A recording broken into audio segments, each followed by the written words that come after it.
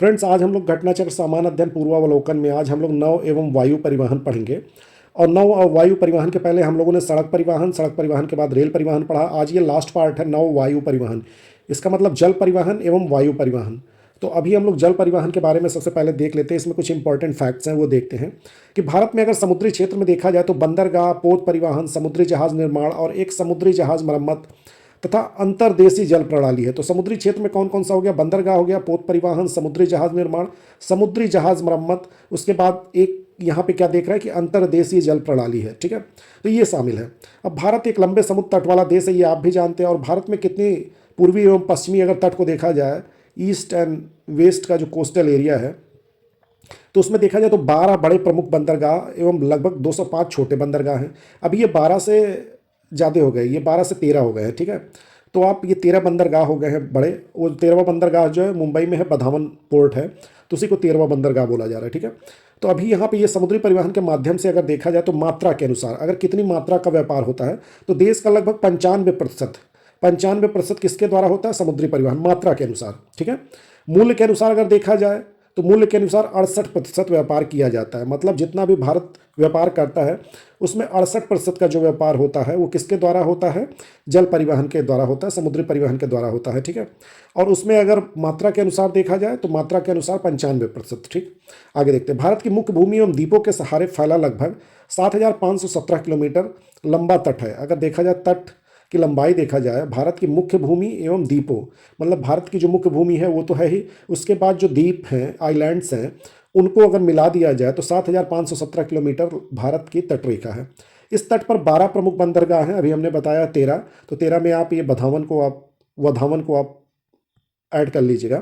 तो इसमें देखिए पहला कौन सा? श्यामा प्रसाद मुखर्जी, दूसरा Paradip, Visakhapatnam, Chennai, VO Chidambaram, Cochin, new Mangalore, Mormugao, Mumbai, Jawaharlal Nehru port trust,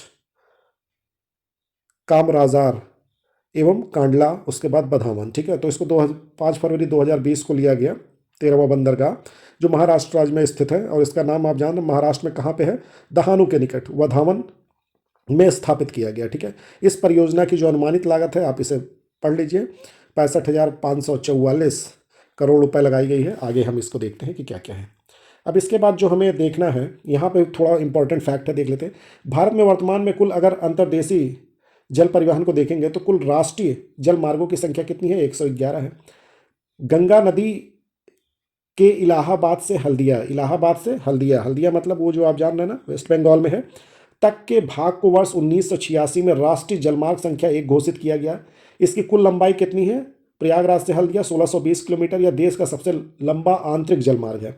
राष्ट्रीय जलमार्ग संख्या 2, तो राष्ट्रीय जलमार्ग संख्या 2 कहाँ से है? सदिया से लेकर धुबरी तक, और कितने किलोमीटर है? 891 किलोमीटर है। इसे 1988 में राष्ट्रीय जलमार्ग घोषित किया गया। तो सबसे पहला प्रयागराज से हल्दिया वाला 1986 में, और उसके बाद सदिया से धुबरी तक का जो जलमार्ग है उसे 1988 में राष्ट्रीय जलमार्ग घोषित किया। बाकी सारे कई जलमार्ग देखिए यहाँ पे, अंतर्देशीय जलमार्ग आप देख सकते हैं, राष्ट्रीय जलमार्ग ये 3rd है, फिर उसके बाद ये 4th है, इसी तरीके से आप देख सकते हैं। आगे देखते हैं। सबसे पहले प्रश्नों पे आते हैं। तो यहाँ पे ये निम्न में कौन सा तट कोची बंदरगाह से संबंधित है? अब कोची बंदरगाह से संबंधित आप देख लीजिएगा कौन सा तट। तो कोची बंदरगाह किधर से है? मालाबार तट में। ठीक है, तो कोची मतलब मालाबार तट, ये केरल का साइड में मालाबार तट के सहारे एक सुंदर प्राकृतिक बंदरगाह है। कौन सा बंदरगाह है? प्राकृतिक बंदरगाह है, जिसे वर्ष भर इस्तेमाल किया जाता है। तो आप जानते हैं, तो यहाँ पे मालाबार आप देखिएगा, ये साइड जो होगी वो मालाबार की साइड होगी। ठीक है, आगे देखते हैं। नौ परिवहन और मत्स्य ग्रहण में ज्वार भाटा अत्यंत सहायक होता है। तो ये क्या है? ये भी सही है। उच्च ज्वार भाटा बड़े जलयानों को बंदरगाह में सुरक्षित एवं प्रवेश करने या निकालने योग्य बनाता है। ये भी सही है। ज्वार भाटा बंदरगाहों में साधन रोकता है। ठीक है, अब यहाँ पे देखते हैं कांडला तथा डायमंड हार्बर ज्वारी बंदरगाह है। अभी देखा जाए टाइडल पोर्ट्स है कि नहीं है। आगे देखते हैं, ये सारे के सारे सही हैं। ज्वार भाटा महासागरों की एक महत्वपूर्ण घटना है, आप जानते हैं, जिसका मानव तथा पर्यावरण के घटकों पर प्रत्यक्ष व अप्रत्यक्ष प्रभाव पड़ता है। मत्स्य उद्योग जहाज़ों को अभिष्ट स्थान पर पहुँचाने, मतलब एक स्थान पर पहुँचाने में ज्वार का भी बहुत ज़्यादा प्रयोग है। विद्युत उत्पादन आदि में ज्वार तरंगों का उपयोग किया जाता है। कांडला तथा डायमंड हार्बर ज्वारी बंदरगाह है। तो ये सब आप जान गए, तो सारे के सारे सही है, 1 2 3 4। ठीक है, तो आप देख लीजिए भारत में निम्न में से कहाँ सबसे बड़ा पोत प्रांगण है। तो सबसे बड़ा पोत प्रांगण क्या है? पोत प्रांगण मतलब शिपयार्ड। तो वह स्थल है जहाँ जहाज़ों का निर्माण तथा मरम्मत का कार्य होता है, उसे क्या बोलते हैं? शिपयार्ड। क्या होता है? जहाज़ों का निर्माण होगा, जहाज़ों की मरम्मत होगी। तो इस दृष्टि से देखा जाए तो कोची शिपयार्ड या कोचीन शिपयार्ड भारत का सबसे बड़ा पोत प्रांगण है। ठीक है, आगे देखते हैं। निम्न भारत में निम्नलिखित में से कहाँ सबसे बड़ा पोत प्रांगण है? तो शिपयार्ड कहाँ पे है? अभी हम लोगों ने पढ़ा है कोची में है, कोचीन में है। ठीक है, आगे देखते हैं। तो इसमें मानचित्र में आपको लोकेट करना है। क्या लोकेट करना है? उपयुक्त मानचित्र में से 1 2 3 4 अंकित स्थानों में से एक ज्वारी पत्तन का निर्देशक है, वह है क्या है? अब यहाँ पे आप देख लीजिएगा कि आंसर देखिए 1 2 3 4 में अंकित बंदरगाहों का विवरण। तो यहाँ पे कोलकाता पश्चिम बंगाल में, आप देखिए जो 1 नंबर है वो कहाँ पे है? ये वाला है, ये पश्चिम बंगाल है। पश्चिम बंगाल के बाद दूसरा पारादीप है, पारादीप के बाद तीसरा कोची है, और फोर्थ इसमें क्या है? कांडला है। ठीक है, गुजरात में जो है। तो आप इसे देख सकते हैं, इसमें कांडला एवं कोलकाता दोनों ज्वारी पत्तन को निर्देशित करते हैं। मतलब आप ये कांडला ये देखिए, और उसके बाद यहाँ पे कोलकाता, तो दो के दोनों ज्वारी पत्तन को दिखाते हैं। कांडला बंदरगाह स्थित है, कहाँ पे स्थित है? तो ये कच्छ की खाड़ी में स्थित है। आप देख लीजिए कच्छ की खाड़ी में इसके मुहाने से 90 किलोमीटर की दूरी पर गुजरात में अवस्थित है। ठीक है, यह एक प्राकृतिक बंदरगाह है। ठीक है, आगे देखते हैं। निम्नांकित में से कौन सुमेलित नहीं है? तो यहाँ देखिए चेन्नई भारत का सबसे गहरा पत्तन है, तो क्या ये सुमेलित है? नहीं है। सबसे गहरा पत्तन जो है वो क्या है? विशाखापत्तनम है। चेन्नई एक कृत्रिम पत्तन है जो भारत का सबसे पुराने पत्तनों में से एक है। तो ये एक कृत्रिम पत्तन है जो भारत के सबसे पुराने पत्तनों में से एक है। निम्नलिखित में से कौन सा बंदरगाह भारत के पूर्वी तट का नहीं है? तो आप आसानी से इसे बता सकते हैं, कांडला पश्चिमी तट है, फिर बाद में आप आसानी से यहाँ पे पा गए, और उसके बाद चेन्नई, पारादीप, तूती, कोरिन, ये सब क्या है? पूर्वी। ठीक है, तो आप कांडला जो है वो कहाँ पे है? बंदरगाह कच्छ की खाड़ी के मुहाने पर 90 किलोमीटर की दूरी पर गुजरात में भारत के पश्चिमी तट पर अवस्थित है। यह एक प्राकृतिक बंदरगाह है। ठीक है, पारादीप का विकास जिन बंदरगाहों का भार कम करने के लिए किया गया है वो कौन से बंदरगाह हैं? तो पारादीप जो उड़ीसा में किया गया बंदरगाह का विकास, वो कोलकाता एवं विशाखापत्तनम के बंदरगाहों के भार का कम करने के उद्देश्य से उड़ीसा के तट पर किया गया। ठीक है, यहाँ से मुख्यतः जापान को लोहे के अयस्क का निर्यात किया जाता है। तो आप समझ गए, भारत के निम्नलिखित बंदरगाहों में से कौन सा एक उड़ीसा के तट पर अवस्थित है? तो आसानी से बता देंगे, ऊपर ही हम लोगों ने पढ़ा है, पारादीप। ठीक है, आगे देखते हैं। भारत का सर्वाधिक गहराई वाला बंदरगाह है, तो अभी हम लोगों ने ये इसमें में से जो है कांडला, कोचीन, पारादीप, मरमुगाओ, तो इसमें कौन है? पारादीप। ठीक है, तो दिए गए विकल्पों में भारत का सर्वाधिक गहराई वाला बंदरगाह कौन सा है? पारादीप। ठीक है, उल्लेखनीय किसी बंदरगाह की न्यूनतम गहराई द्वारा ही यह निर्धारित किया जाता है। ठीक है, कि उस बंदरगाह का अधिकतम कितनी लंबाई के पोतों का संचालन संभव हो सकता है। तो गहराई का संबंध पोतों के संचालन से भी है। अब मरमुगाओ पत्तन जो है वो कहाँ पे है? तो सबसे पहले गोवा में है। मोरमुगाओ, मोरमुगाओ पोर्ट कहाँ पे है? गोवा में है, जुआरी नदी के मुहाने पे। तो ये आपको ध्यान रखना होगा, मोरमुगाओ जो पत्तन है वो कहाँ पे? जुआरी नदी के मुहाने पे और गोवा राज्य में अवस्थित है। ठीक है, आगे देखते हैं। कौन सा कथन सही है? तो इसमें कौन सा कथन सही है? हल्दिया उड़ीसा में है, तो ये तो गलत है। हल्दिया कहाँ पे है?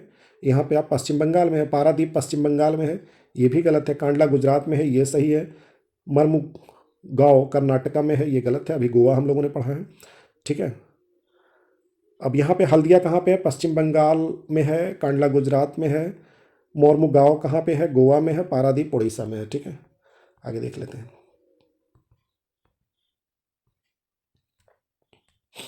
भारत के निम्नलिखित बंदरगाहों में से कौन सा एक आयात नौभार का उच्चतम टन भार संभालता है?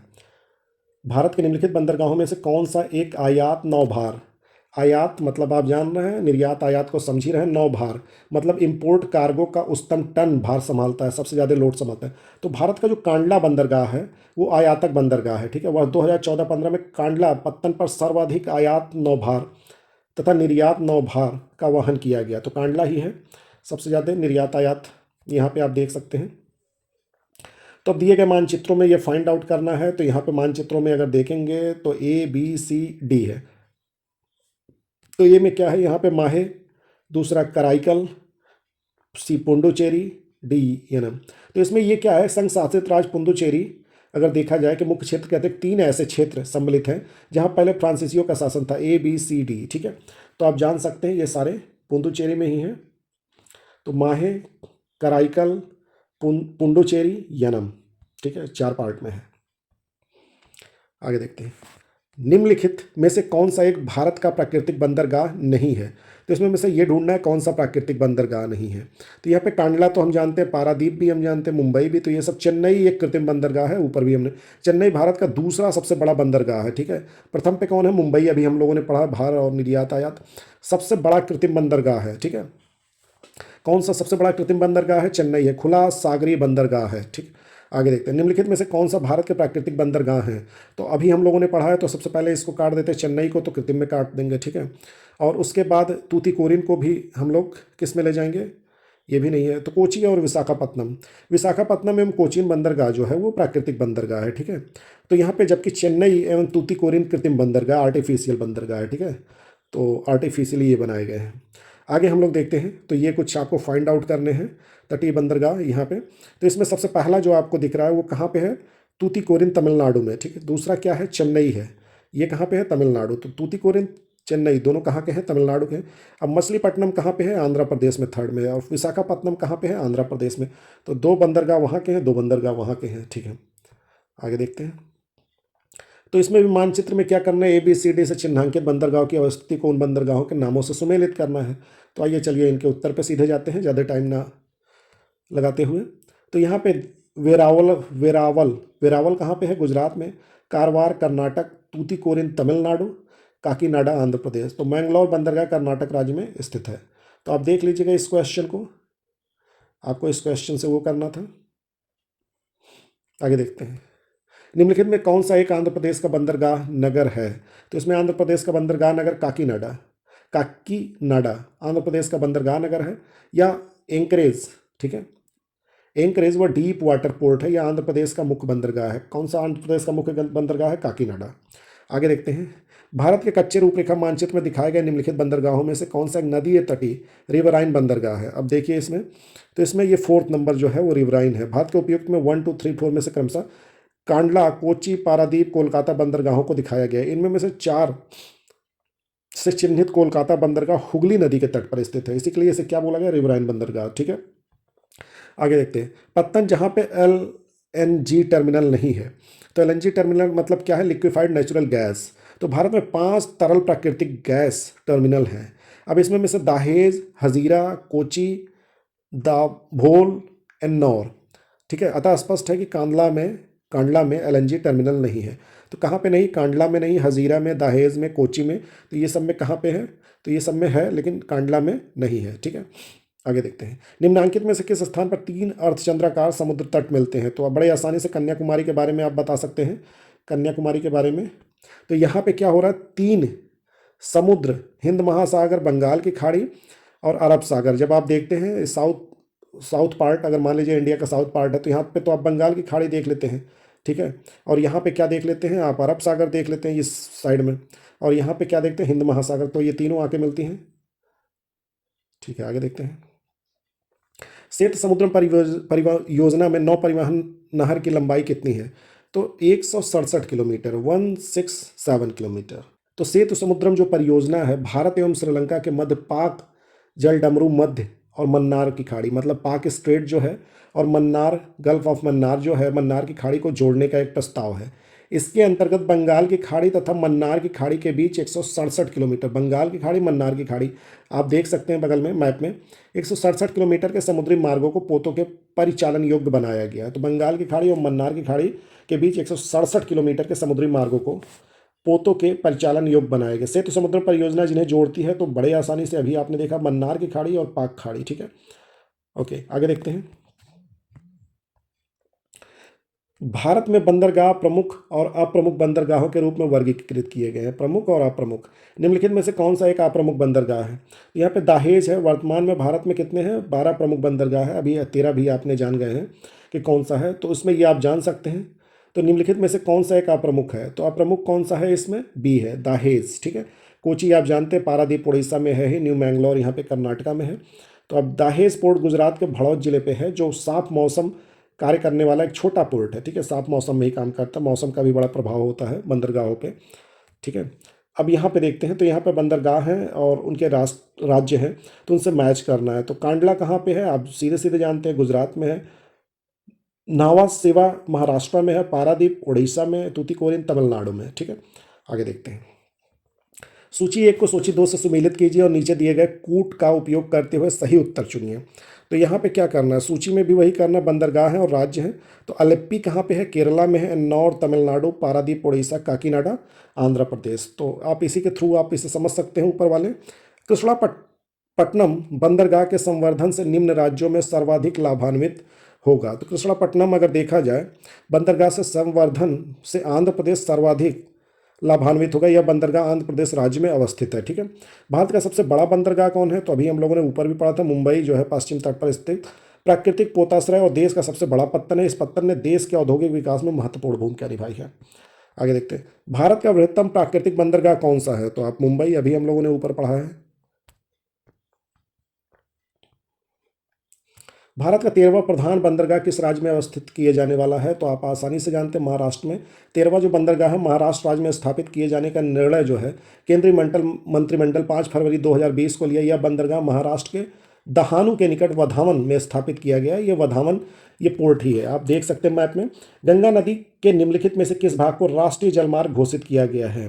इलाहाबाद से हल्दिया वाला जो मार्ग है वो राष्ट्रीय जलमार्ग है। ठीक है, राष्ट्रीय जलमार्ग है। तो हल्दिया तक के जलमार्ग, और ये कितना है 1620 किलोमीटर, 1986 में से राष्ट्रीय जलमार्ग घोषित। यह देश का सबसे लंबा आंतरिक जलमार्ग है। ठीक है, आगे देखते हैं, गंगा नदी के निम्नलिखित में से किस भाग को राष्ट्रीय जलमार्ग घोषित किया गया है। गंगा नदी के निम्नलिखित में से किस भाग को, तो यहाँ पे आप समझ सकते हैं प्रयागराज से लेकर हल्दिया वाला जो मार्ग है उसी को घोषित किया गया। निम्नलिखित में से कौन सा राष्ट्रीय जलमार्ग नंबर 1 है, तो आप समझ सकते हैं। तो यहाँ पे डी गंगा भागीरथ हुगली नदी जलमार्ग। तो गंगा भागीरथ हुगली नदी जलमार्ग को राष्ट्रीय जलमार्ग नंबर 1 है।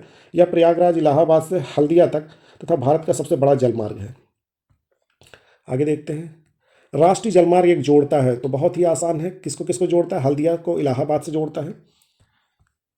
आगे देखते हैं, निम्नलिखित में से देश का सबसे लंबा आंतरिक जलमार्ग, तो आंतरिक जलमार्ग कौन सा है, इलाहाबाद हल्दिया, अभी आपने ऊपर ही देखा है।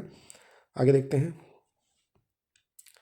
निम्नलिखित में से कौन सा राष्ट्रीय जलमार्ग कोट्टापुरम कोल्लम को जोड़ता है, तो इसमें देखिए सी, देखिए केरल तटीय नहर जलमार्ग है।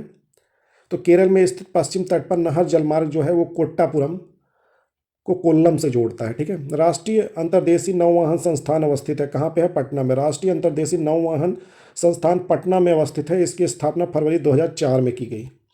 आगे देखते हैं, भारत को कोयले को संचालित करने वाला 12वां प्रमुख पत्तन विकसित हो रहा है, कहाँ पे है, भारत में कोयलों को संचालित करने वाला 12वां प्रमुख पत्तन चेन्नई के निकट एन्नौर में बन रहा है। ठीक है, एन्नौर देश का प्रथम निगमित बंदरगाह है। ठीक है, निम्नलिखित में से कौन सा एक बंदरगाह कच्छ की खाड़ी में स्थित है, तो कच्छ की खाड़ी में कौन है, कांडला। ठीक है, अभी आप देख लीजिए, कांडला का विभाजन हो जाने के बाद, भारत पाकिस्तान का विभाजन हो जाने के बाद कराची जो बंदरगाह था वो कहाँ पे चला गया, पाकिस्तान में। बंदरगाह की जरूरत महसूस होने लगी थी, तो इस क्रम में जो कांडला है बंदरगाह का निर्माण 1950 में किया गया। ठीक है, आगे देखते हैं, निम्नलिखित में से कौन गुजरात का एक बंदरगाह कस्बा नहीं है, तो इसमें जामनगर, ओखा, पोरबंदर, अलंग, बेदी, भावनगर, दाहेज, जाफराबाद, मांडवी, मुद्रा, नवलाई, सूरत, वेरावल गुजरात के मुख्य बंदरगाह, जबकि जामनगर गुजरात का बंदरगाह कस्बा नहीं है, इसकी अवस्थिति तट से दूर है।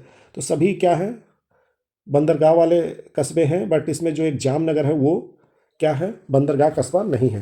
निम्नलिखित में से कौन पोताश्रय नहीं है, तो शिपयार्ड कौन नहीं है, इसमें बंगलुरु।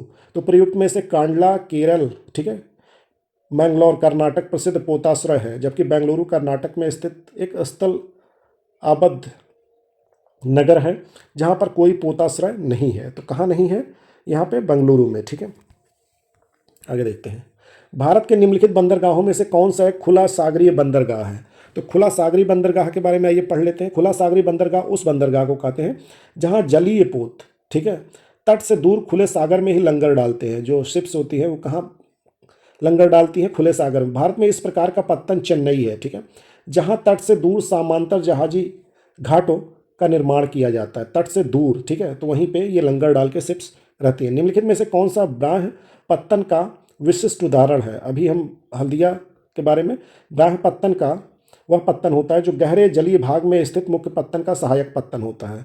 कौन सा, गहरे जलीय भाग में स्थित मुख्य पत्तन का एक सहायक पत्तन, जहाँ पे गहरे जल वाला भाग। तो हल्दिया जो है प्राकृतिक, ये क्या है, हल्दिया बंदरगाह ब्राह्म पत्तन का विशिष्ट उदाहरण है। तो किसको कहते हैं ब्राह्म पत्तन, जो एक पत्तन होता है गहरे जलीय भाग में होता है, उसी का सहायक पत्तन होता है। ठीक है, आगे देखते हैं, तो इसमें भी शिपयार्ड और उसके स्टेट्स बताने, चलिए नीचे हम लोग देख लेते हैं। तो शिपयार्ड्स यहाँ पे देखा जाए, गार्डन रिच कहाँ पे है, पश्चिम बंगाल, हिंदुस्तान शिपयार्ड आंध्र प्रदेश, मझगावा डॉक्स महाराष्ट्र में, कोचीन शिपयार्ड केरल में। तो आप ये शिपयार्ड्स हैं और ये इनके स्टेट्स हैं, आप मैच कर लीजिएगा, ठीक है। आगे देखते हैं। गार्डन रिच शिप बिल्डर्स एवं इंजीनियर्स लिमिटेड का डीजल इंजन संयंत्र अवस्थित है, तो ये तो रांची में है। Garden rich ship builders and engineers limited का डीजल इंजन संयंत्र कहाँ है, रांची में है। सार्वजनिक समिति कंपनी के स्वामित्व वाला भारत का सर्वप्रथम विमानपत्तन निम्नलिखित में से कौन सा है, तो इसमें कोचीन विमानपत्तन जो है, सार्वजनिक निजी हिस्सेदारी स्वामित्व वाला भारत का सर्वप्रथम विमानपत्तन कोचीन विमानपत्तन है, ठीक है। आगे देखते हैं। राजा सांसी अंतर्राष्ट्रीय हवाई अड्डा कहाँ है, तो ये कहाँ पे है, अमृतसर में है, ठीक है। राजा सांसी अंतर्राष्ट्रीय हवाई अड्डा कहाँ पे है, श्री गुरु रामदास जी अंतर्राष्ट्रीय हवाई अड्डा अमृतसर पंजाब में स्थित है। यह हवाई अड्डा अमृतसर अजनाला रोड पर राजा सांसी गांव के निकट स्थित है, ठीक है। आगे देखिए, निम्नांकित में से कौन सा भारत के पश्चिमी तट पर स्थित नहीं है, तो कारिकल। कारिकल कहाँ पे है, भारत के पश्चिम तट पर नहीं है। दमन, जंजीरा, रत्नागिरी की अवस्थी भारत के पश्चिम तट पर है, जबकि कराईकल जो है पुडुचेरी भारत के पूर्वी तट पे है, तो ठीक है। तो कराईकल कहाँ है, भारत के पूर्वी तट पे, ठीक है। भारत का सबसे बड़ा जहाज तोड़ने का यार्ड गुजरात में किस स्थान पर स्थित है, तो किसका जहाज तोड़ने का, ठीक है। आगे देखते हैं, यहीं पे उत्तर हम लोगों को मिलेगा। तो भारत का सबसे बड़ा जहाज तोड़ने का ship yard, ship recycling yard Alang में स्थित है, ठीक है। अलंग गुजरात राज्य के भावनगर जिले में स्थित है, ठीक है। वर्तमान मुंबई बंदरगाह के दबाव को कम करने के लिए कौन सा पत्तन का निर्माण किया गया, ठीक है। तो यहाँ पे नावा सेवा, ठीक है। नावा सेवा जो है वो किसके लिए हुई है, गुजरात नावा सेवा पत्तन मुंबई के बंदरगाह के दबाव को कम करने के लिए महाराष्ट्र में स्थापित किया गया था। जवाहरलाल नेहरू बंदरगाह किस राज्य में स्थित है, तो जवाहरलाल नेहरू बंदरगाह महाराष्ट्र में, ठीक है। जवाहरलाल नेहरू बंदरगाह जो है JNPT, ठीक, तो JNPT कहाँ पे है, नवी मुंबई महाराष्ट्र में है। यह भारत का सबसे बड़ा कंटेनर हैंडलिंग पोर्ट है। वर्तमान में JNPT 5 कंटेनर टर्मिनल का संचालन करती है। आगे देखते हैं। हाल ही में निम्नलिखित राज्यों में से, ये जो राज्य है इन्हीं में से आपको देखना है, किसने एक लंबे नौ संचालन चैनल द्वारा समुद्र से जोड़े जाने के लिए कृत्रिम अंतर्देशीय बंदरगाह के निर्माण की संभावना का पता लगाया है। तो अब यहाँ पे ये देखते हैं कि भारत में अंतर्देशीय जलमार्ग प्राधिकरण, ठीक है, को राजस्थान सरकार से, अंतर्देशीय जलमार्ग जो प्राधिकरण है उसको राजस्थान सरकार से जालौर में एक कृत्रिम अंतर्देशीय बंदरगाह के विकास का प्रस्ताव प्राप्त हुआ है राजस्थान सरकार से।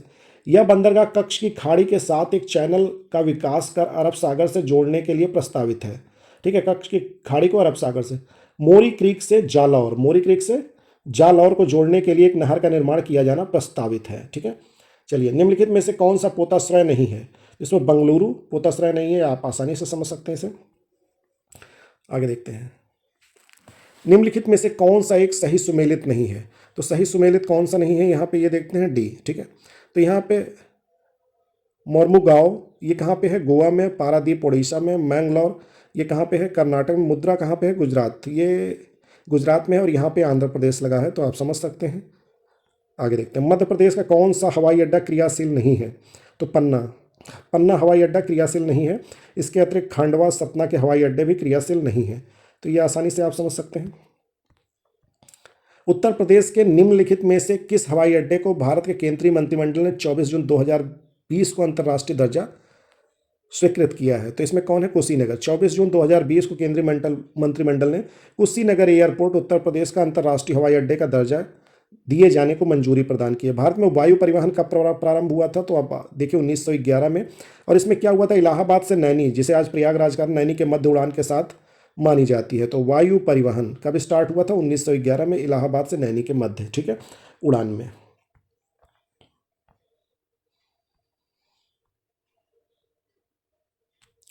भारत में सौर ऊर्जा द्वारा संचालित पहला हवाई अड्डा है, तो सौर ऊर्जा द्वारा जो संचालित है वो कौन है, कोचीन। तो केरल स्थित कोचीन अंतर्राष्ट्रीय हवाई अड्डा भारत ही नहीं बल्कि विश्व का प्रथम सौर ऊर्जा संचालित हवाई अड्डा है। इसने यह उपलब्धि 2015 में प्राप्त की थी। सौर ऊर्जा से पूर्णतः सुसज्जित विश्व का प्रथम अंतर्राष्ट्रीय हवाई अड्डा स्थित है। तो सौर ऊर्जा से अभी आपने पहले देखा है तो कोची, ठीक है, तो यहाँ पे कोची आपने देखा, वो कहाँ पे है, कोचीन अंतर्राष्ट्रीय हवाई अड्डा है, जो भारत ही नहीं पूरे विश्व का प्रथम सौर ऊर्जा संचालित हवाई अड्डा है। तो नेक्स्ट वीडियो में मिलते हैं, धन्यवाद।